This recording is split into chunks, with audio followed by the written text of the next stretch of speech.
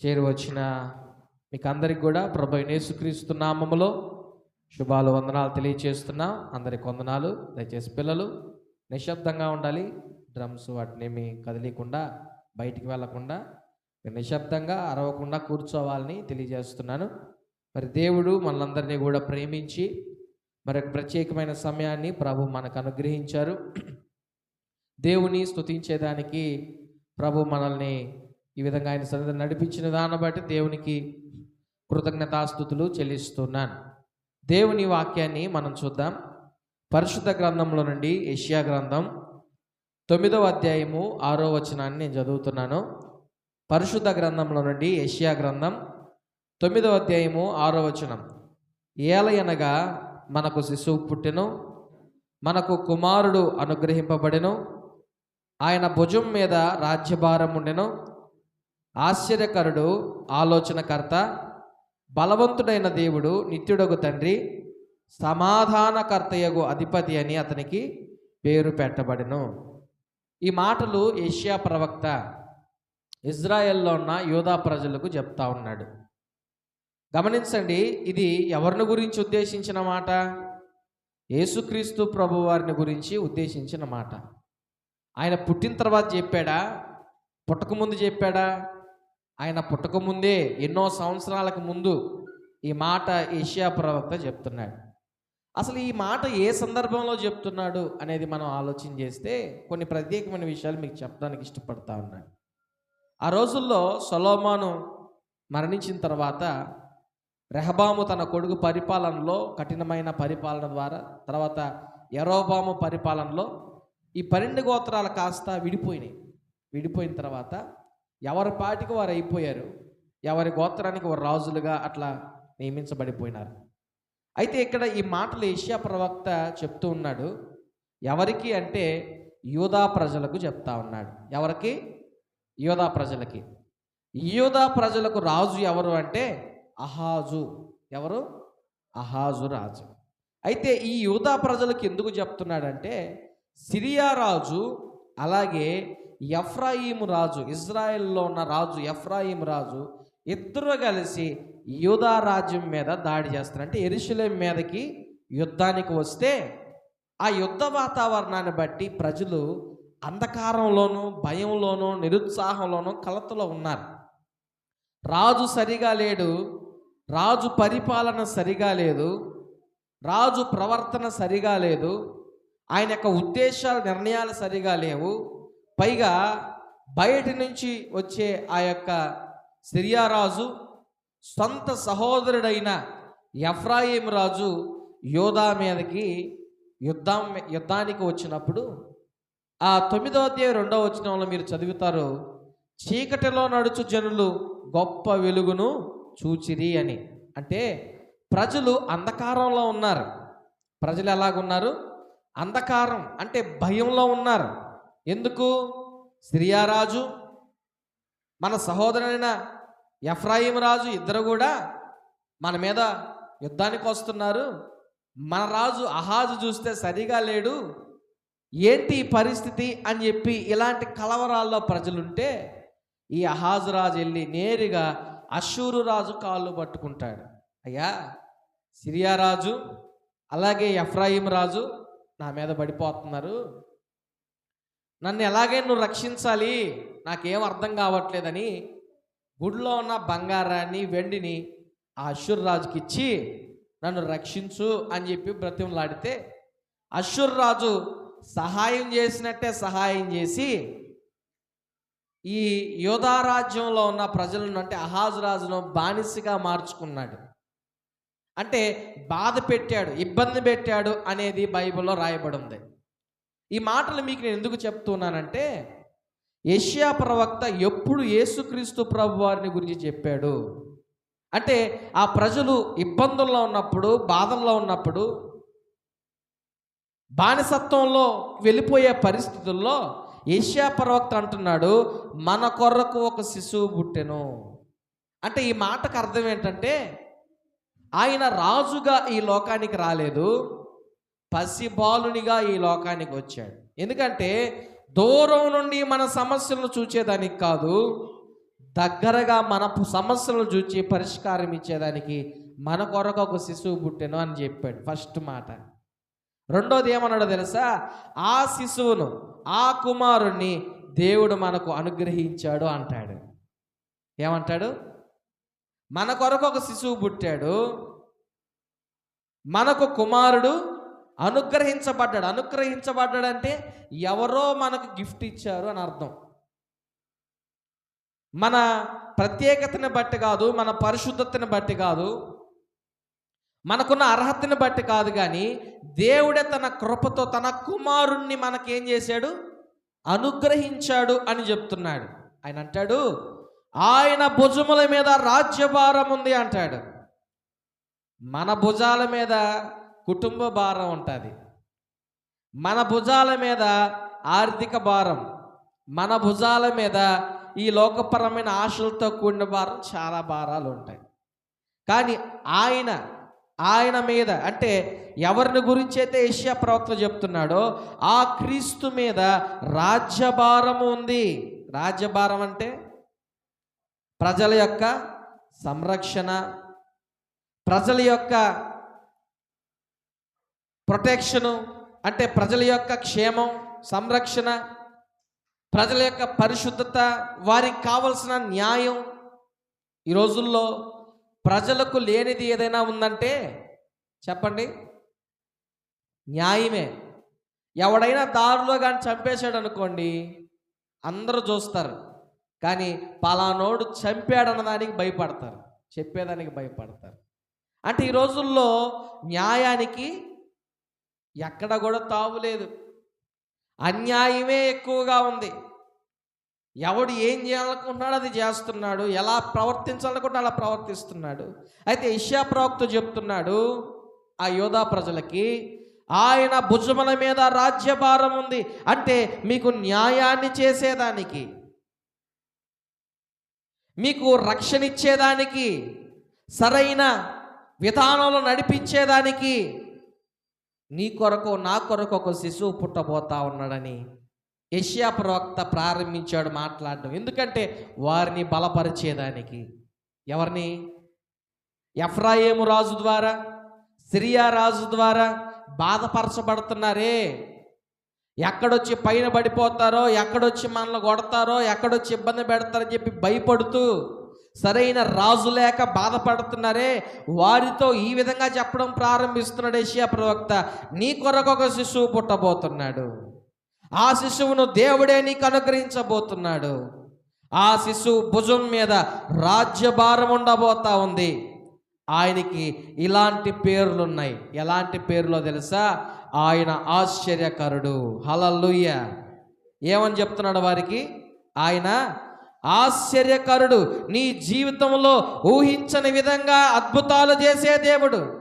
ఆయనకి మరో పేరుంది, ఆ పేరు ఆలోచనకర్త. గందరగోళంగా ఉన్న నీ జీవితాన్ని సరైన మార్గంలో నడిపించే దేవుడు, బలవంతుడైన దేవుడు. ఏం దేవుడు అంట? మరో పేరు, మూడో పేరు. ఏం పేరు? బలవంతుడైన దేవుడు. దేని మీద? శత్రువులపై ఆయనకు బలం ఉంది, పాపంపై. ఈ లోకపరంగా మనుషులు దేని గురించి అయితే భయపడుతున్నారో ఆ భయానిపై ఆయనకి బలం ఉంది, మరణంపై ఆయనకి బలం ఉంది. ఆ బలవంతుడు నీ జీవితంలోనికి రాబోతున్నాడు. నాలుగో పేరు నిత్యుడగు తండ్రి, వదిలివేయని దేవుడు, ఎప్పటికీ ఒకే ప్రేమను చూపించే దేవుడు. నాలుగోదిగా సమాధానకర్త. ఏంటి? సమాధానకర్త. ఈ లోకం ఇచ్చినట్టు సమాధానము కాదు, నీ హృదయంలో నిలిచిపోయే సమాధానం ఇచ్చే దేవుడు. హల్లెలూయా. ఈ మాటలు ఏం చెప్తున్నాడు ఆయన? ఎవరికి చెప్తున్నాడు? బాధల్లో ఉన్న వారికి, నిరుత్సాహంలో ఉండి ఏంది మా జీవితం, మా పరిస్థితి ఏంది అనుకొని కుమిలిపోతున్న వారితో చెప్తున్న మాట, నీ కొరకు ఒక శిశువు పుట్టబోతున్నాడు, నీకు ఆ దేవుడే ఆ శిశువును అనుగ్రహించబోతూ ఉన్నాడు. ఆ శిశువు సామాన్యుడు కాదు, నీ భారాన్ని తన భుజములపై వేసుకునేవాడు. ఆయనకి ఇలాంటి పేర్లున్నాయి: ఆశ్చర్యకరుడని, ఆలోచనకర్తని, ఇంకా బలవంతుడైన దేవుడని, ఇంకా నిత్యుడగు తండ్రి అని, సమాధానకర్తకు అధిపతి అని పేరు ఆయనకి పెట్టబడింది. ఎందుకో తెలుసా? నీ జీవితంలో ఆశ్చర్యకార్యాలు చేసేదానికి, నీ జీవితంలో సమాధానం ఇచ్చేదానికి, నీ జీవితంలో ఎడబాపని ప్రేమను చూపించేదానికి, ఆలోచన చెప్పేదానికి. మరి యేసుక్రీస్తు ప్రభువారు వచ్చిన తర్వాత ఇలాంటి పరిస్థితులు ఆయనలో ఉన్నాయా అంటే మీరు ఆలోచించేయండి. ఒక్కొక్క పాయింట్ చెప్తాను. ఆయన ఆశ్చర్యకరుడు అనేదానికి ఒక జవాబుని మీకు నేను చెప్పాలంటే, ఈ పరిస్థితులన్నీ రూపుమాపే సమాజపు నియమాలన్నీ దాటి అన్నిటికంటే పైగా ఆయన ఏం చేశాడంటే నీటి మీద నడవడాన్ని చేశాడు. ఏం చేశాడు? నీటి మీద నడవడం. ఎప్పుడైతే ఆయన నీటి మీద నడిచాడో శిష్యులందరూ కూడా నీవు దేవుని కుమారుడవు అని ఒప్పుకున్నారు. మరో ఆశ్చర్యకార్యం చెప్పమంటారా? 5 రొట్టెలు 2 చేపలు ఎంతమందికి పంచాడు? అక్కడ రాయబడుతుంది స్త్రీలు పిల్లలు మాత్రమే 5,000 మంది అంట. ఇంకా పురుషులు ఎంతమంది ఉన్నారో, వృద్ధులు ఎంతమంది ఉన్నారో లెక్కకు లేదు. వారు తినంగా ఎన్ని గంపలు ఎత్తారంట? 12 గంపలు. అంటే ఇది ఆశ్చర్యకార్యమా? లేకపోతే అందుకే యెషయా అంటాడు ఆయన ఆశ్చర్యకరుడు. రెండవదిగా ఆయనకి ఏం పేరు పెట్టాడు తెలుసా? ఆలోచనకర్త. ఒకసారి యేసయ్య దగ్గరికి తీసుకొచ్చారు ఒక స్త్రీని. ఇదిగో ఈమె పాపం చేసింది, పాపం చేసి పట్టబడింది, ఈమెను రాళ్ళతో కొట్టి చంపాలి కదా మోషే నియమించిన చట్టం ప్రకారం. అంటే యేసయ్య అంటాడు ఆలోచన చేసి, మీలో పాపం చేయని వాడెవడో ఈమె మీద రాయి వేయమన్నాడు. హల్లెలూయా. ఆయన నీకు ఆలోచన చెప్తాడు. గందరగోళంలో నీ బ్రతుకును మార్చి ఆలోచన చెప్పి అంటాడు ఇక మీదట పాపం చేయొద్దు అని. హల్లెలూయా. మరొకసారి వస్తాడు. ఈ శాస్త్రులు పరిచయాలు గమ్ముకుంటారు కదా, ఇదిగో ఈ ఈ ధనం కైసురికి ఇవ్వాలనా దేవునికి ఇవ్వాలనా అంటారు. ఎందుకు? ఆయన ఈ రకంలో పడేసి ఆయన ఎక్కడ ఒక తప్పు మాట చెప్తే దేవునికి యుద్ధన తప్పే, కైసరికి యుద్ధన తప్పే, ఏదో ఒక విధంగా ఇరికించి ఆయన ఇరుకున పడేద్దామని చెప్పి వచ్చిన వారికి ఆయన జవాబు చెప్తాడు. ఆ నాణ్యం మీద రోకల మీద ఎవరెవరు రాతుంది, ఎవరు బొమ్మ ఉందంటే కైసరవి అంటారు. అయితే కైసరవికి ఇవ్వండి, దేవుడివి దేవుడికి ఇవ్వండి అంటాడు. హల్లెలూయా. ఆయన అనేకుల జీవితాల్లో ఆలోచన చెప్తాడు, ఒక మంచి ఉపాయాన్ని ఇస్తాడు ఎరుకున పడిపోకుండా. న్యాయం ఉంటుంది ఆయన ఆలోచనలో, ఆశ్చర్యకార్యాలు ఉంటాయి ఆయన జీవితంలో. మూడవదిగా చూస్తే బలవంతుడైన దేవుడు అని పేరు పెట్టాడు. ఏం పెట్టాడు? గుర్తుపెట్టుకోండి, ఈ లోకంలో మనుషులు అనుకునే బలం ఏంటంటే ఊరిలో అందరిని కొట్టడం, తగాదాలు పెట్టుకోవడం, లేదా రాజకీయంగా ఉండడం, లేకపోతే ఇంకోటి చేయడం బలం అనుకుంటారు. ఇంకా యవనస్తుల్లో ఇంకోటి ఉంటుంది, అంటే వారు రౌడీజంగా తిరగడమో, లేదా కొంచెం గలబాగా ప్రవర్తించడమో. కొంతమంది ఈ మధ్యలో ఫ్యాషన్ అయిపోయింది బొడ్డులో కత్తిని పెట్టుకోవడం, ఆ సినిమాలు చూసి. అంటే ఏంది? ఆ కత్తిని పెట్టుకుంటే అవతలోడు భయపడాలి. ఆయన దృష్టిలో ఆయన ఏంది? బలవంతుడు. అసలు బలం అనేది ఏంటి? ఎవడో చేయలేంది చేయడమే బలం. హల్లెలూయా. దయ్యాన్ని ఎవడని ఎలగొట్టగలడా? కానీ దేవుడు ఎలగొడతాడు. మరణపు ముళ్ళును ఎవరైనా విరవగలరంటే మరణాన్ని జయించగలిగిన సామర్థ్యం ఉందా? ఆయన చేయగలడు. కుష్ఠ రోగాలను బాగా చేయగలిగిన సామర్థ్యం ఉందా? ఆయన చేయగలడు. గుడ్డు వాళ్ళకి చూపునిచ్చే సామర్థ్యం ఎవరికైనా ఉందా? ఆయన చేయగలడు. కుంటి వాడిని నడిపించగలిగిన సామర్థ్యం ఎవరికైనా ఉందా? ఆయన చేయగలడు. అందుకే ఆయనకు బలవంతుడైన పేరు అని పెట్టబడింది. హల్లెలూయా. ఆయన పేరేంటంట? బలవంతుడైన దేవుడు, నిత్యుడగు తండ్రి అని 4వ పేరుంది. ఏం పేరంట? నిత్యుడగు తండ్రి. తప్పిపోయిన కుమారుడు తిరిగి తండ్రి దగ్గరికి వచ్చినప్పుడు పరిగెత్తుకొని పోయి ఆలింగనం చేసుకొని హత్తుకొని తన ఇంటికి చేర్చుకున్నవాడు. చిన్నపిల్లలు యేసుక్రీస్తు ప్రభు దగ్గరికి వస్తుంటే శిష్యులు ఆటంకపరిస్తే వారిని ఆటంకపరచబాకండి, వారు నా యొద్దకు రానియండి అని చెప్పాడు. అంటే ఆయన ప్రేమ కాలానికి మారేది కాదు, పరిస్థితుల్లో మారేది కాదు, విసుక్కునేది కాదు, అవమానించేది కాదు, స్థితిని బట్టి తగ్గించేది కాదు. ఎల్లప్పుడూ ఒకే ప్రేమ, తండ్రి ప్రేమ. నిత్యము తండ్రిగా ఆయన మన జీవితాల్లో ఉంటాడు. ఐదవదిగా ఆయనకి పెట్టిన పేరు సమాధానకర్తయగు అధిపతి. ఆ సముద్రంలోనే తుఫాను రేగినప్పుడు శిష్యులు కలవరం చెందారు. కలవరపడినప్పుడు యేసయ్య చెప్తాడు, ఆ తుఫాన్ని గద్దించినప్పుడు, నిమ్మలపరిచినప్పుడు సముద్రం పొంగు అణిగిపోద్ది, తుఫాన్ ఆగిపోద్ది. ఈ సృష్టి నియమాలను సమాధానపరిచాడు.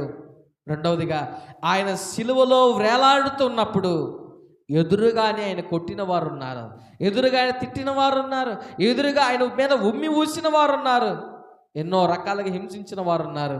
అప్పుడు ప్రభు అంటాడు, వీరిని క్షమించు అని. హల్లెలూయా. ఆయన సమాధానానికి కర్త కానీ అల్లరికి కర్త కాడు. ఆయన ఈ లోకపరంగా వివాదాలు పెట్టుకునేదానికి లేదా ఇంకొక పరిస్థితుల్లో ముందుకు తీసుకెళ్ళేదానికి రాలేదు, కానీ సమాధానం ఇచ్చేదానికి వచ్చాడు. అందుకే యోహాను సువార్తలో ఉన్న మాట 14వ అధ్యాయం 27వ వచనములో, శాంతి మీకు అనుగ్రహించ వెలుచున్నాను, నా శాంతినే మీకు అనుగ్రహించుచున్నాను, లోకమిచ్చినట్లుగా నేను మీకు అనుగ్రహించట్లేదు. మీ హృదయము లోకమిచ్చు సమాధానం వలె కాదు, మీ హృదయంలో నిలిచే శాంతిని మీకు ఇవ్వబోతున్నాను ప్రభు చెప్తా ఉన్నాడు. మీరు కలవరపడబాకండి, భయపడబాకండి, జడియబాకండి, నేను మీలో ఉంటానని ప్రభు చెప్పాడు. ఎప్పుడు చెప్తున్నాడు ఈ మాట? ఎప్పుడు చెప్తున్నాడు ఈ మాట? అది మర్చిపోకూడదు. మీరు ప్రజలు కష్టాల్లో ఉన్నప్పుడు, ప్రజలు బాధల్లో ఉన్నప్పుడు, ఇరుకులో ఉన్నప్పుడు, శ్రమలో ఉన్నప్పుడు యెషయా ప్రవక్త ఆ బాధల్లో ఉన్న ప్రజలకు చెప్తున్నాడు, మనకు శిశువు పుట్టాడు, పుట్టబోతున్నాడు, మనకు కుమారుడు అనుగ్రహించబోతా ఉన్నాడు, ఆయన భుజముల మీద రాజ్యమారం ఉంది, ఆయనకి ఇలాంటి పేర్లు ఉన్నాయి: ఆశ్చర్యకరుడు, ఆలోచనకర్త, బలవంతుడగు దేవుడు, నిత్యుడగు తండ్రి, సమాధానకర్తయగు అధిపతి. కాబట్టి మీరు భయపడాల్సిన అవసరం లేదు. ఈ మాటలు అక్కడ అనేక మంది విన్నారు, కానీ కొంతమంది మాత్రమే నమ్మారు.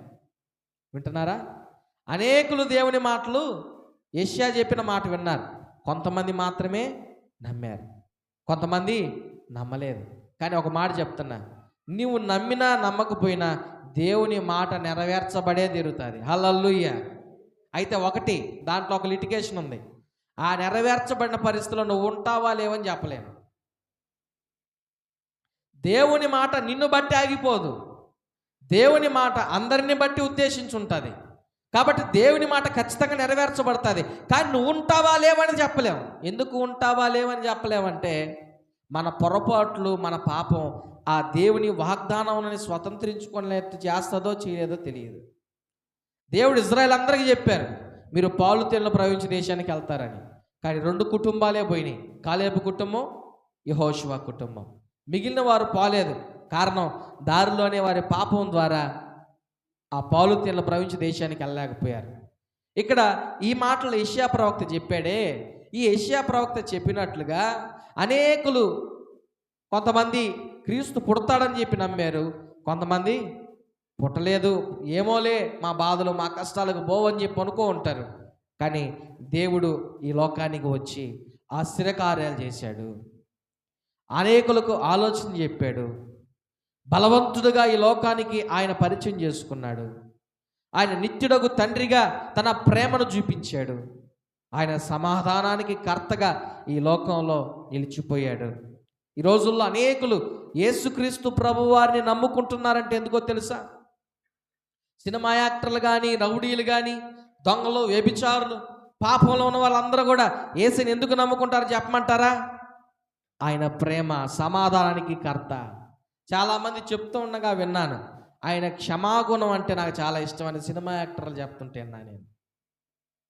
ఆయన క్షమించే మనసు అంటే, ఆయన ప్రేమించే మనసు అంటే నాకు చాలా ఇష్టం అని చెప్పి చాలామంది వారి యొక్క అభిప్రాయాన్ని యేసుక్రీస్తు ప్రభువారి గురించి చెప్పారు.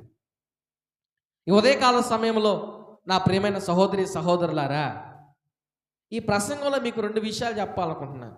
ఒకటి, ఎఫ్రాయిము, యూదా ఇద్దరు కూడా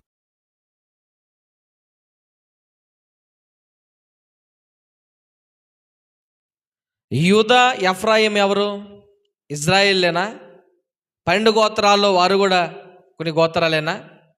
అయితే ఈ సందేశం ద్వారా మీకు నేను ఏం చెప్పదలుచుకున్నానంటే, ఎఫ్రాయిము గోత్రము, యూదా గోత్రము కుటుంబస్తులైన ఎందుకు ఎఫ్రాయిము గోత్రము యూదా గోత్రం మీదకి వెళ్ళింది అనేది మనం గమనిస్తే, దేవుని మాట వినకపోవడం వల్ల అన్నదమ్ములైన శత్రువులుగా మారే అవకాశం ఉంది.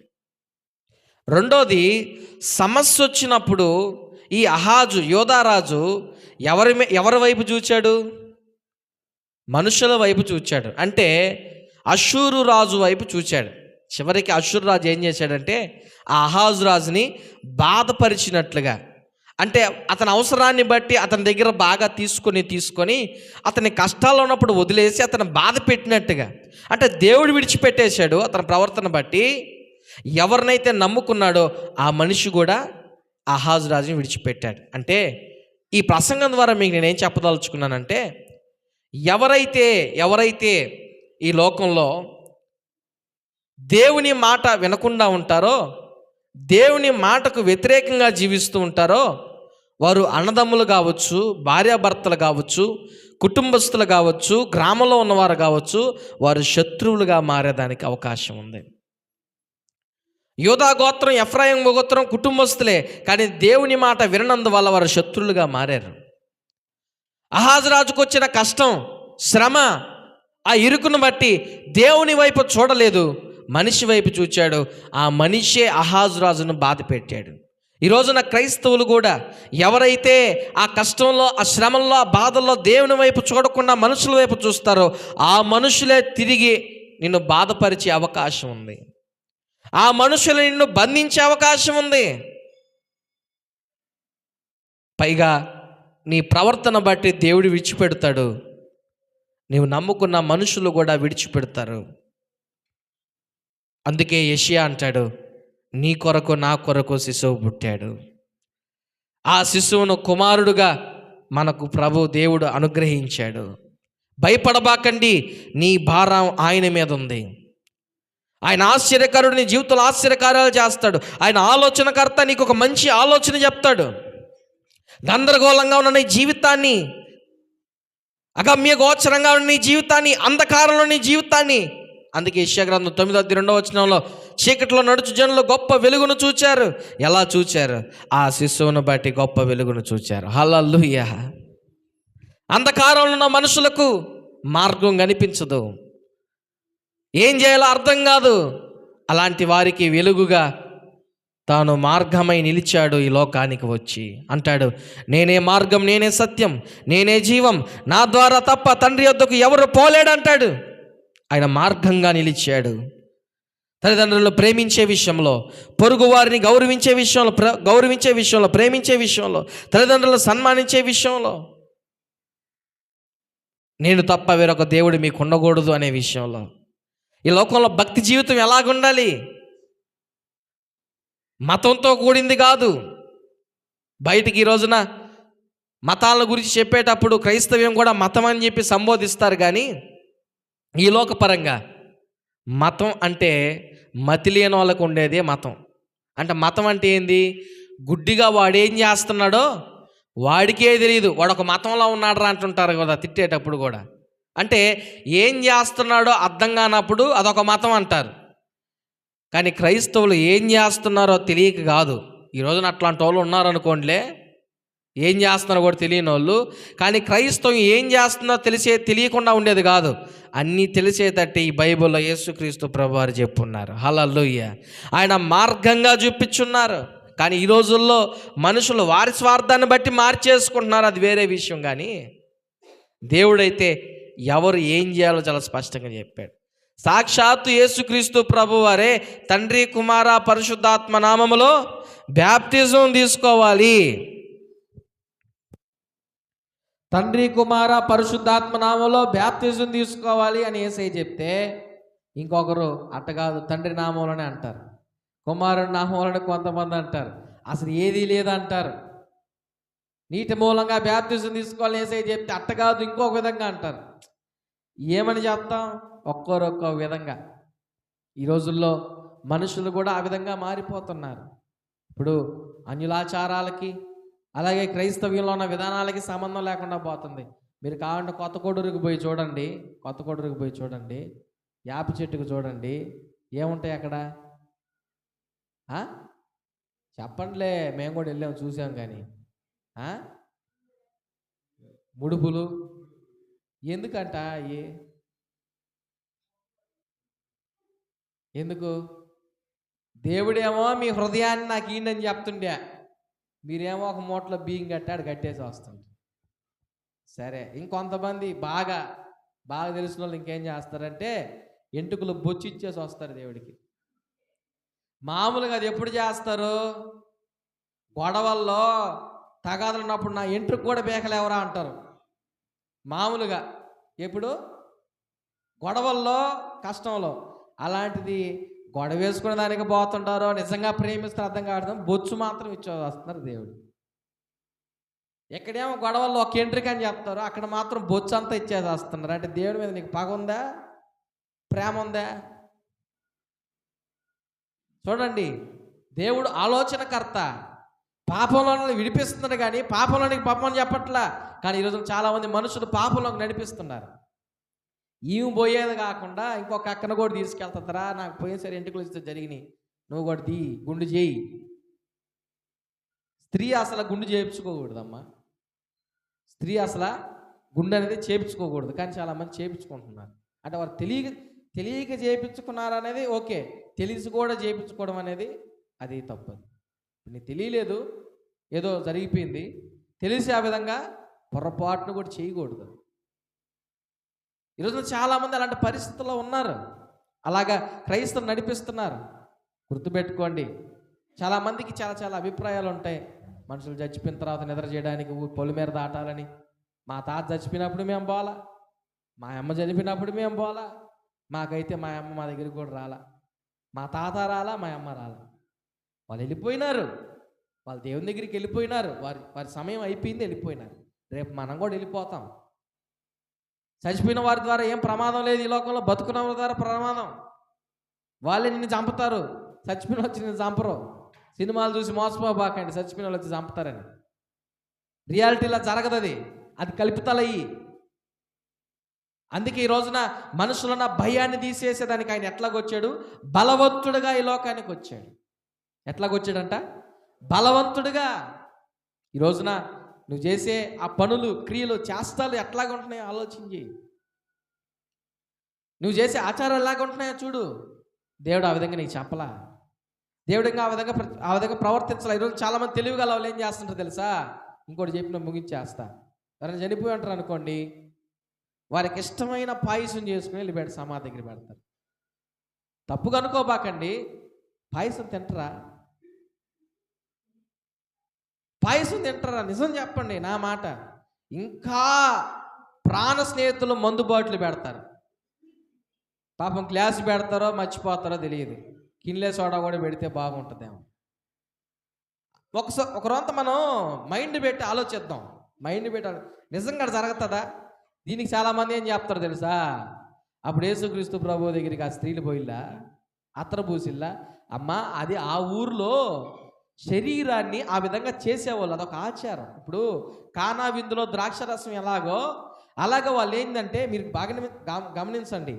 ఒకసారి మీకు ప్రసంగం చేశా. యూదుల యొక్క నమ్మకం ఏంటంటే 3 రోజుల వరకు మనిషి ఆత్మ శరీరంలోనే ఉంటుంది, 4వ రోజుకి వెళ్ళిపోద్ది, ఇంకా మనిషి బ్రతికేదానికి అవకాశం లేదని ఒక నమ్మకం వాళ్ళకి. అదొక నమ్మకం వాళ్ళకి. అలాగా మీకు ఒక సత్యం చెప్పా. అందుకనే యేసయ్య కావాలనే 4వ రోజు పోయాడు లాజరు ఇంటికి.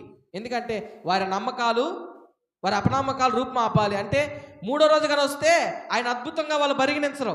ఎందుకంటే 3వ రోజు అట్టే ఆత్మ ఉంది, అటు బతికాడు అనుకోండి. 4వ రోజు వస్తే వాళ్ళకి నమ్మకం ఏంది? ఇంకా బతికేదానికే అవకాశం లేదన్నప్పుడు అప్పుడు బతికించాడు దేవుడు. అందుకని వీళ్ళ నమ్మకం ఏంది? వాళ్ళ నమ్మకం, అక్కడుండే ఊర్లో నమ్మకం ఏంటంటే పోదాం అంటే యేసయ్య మీద ఇష్టం కదా. ఎవరికైనా చనిపోయిన మా అమ్మ మీద నాకు ఇష్టం ఉండదా?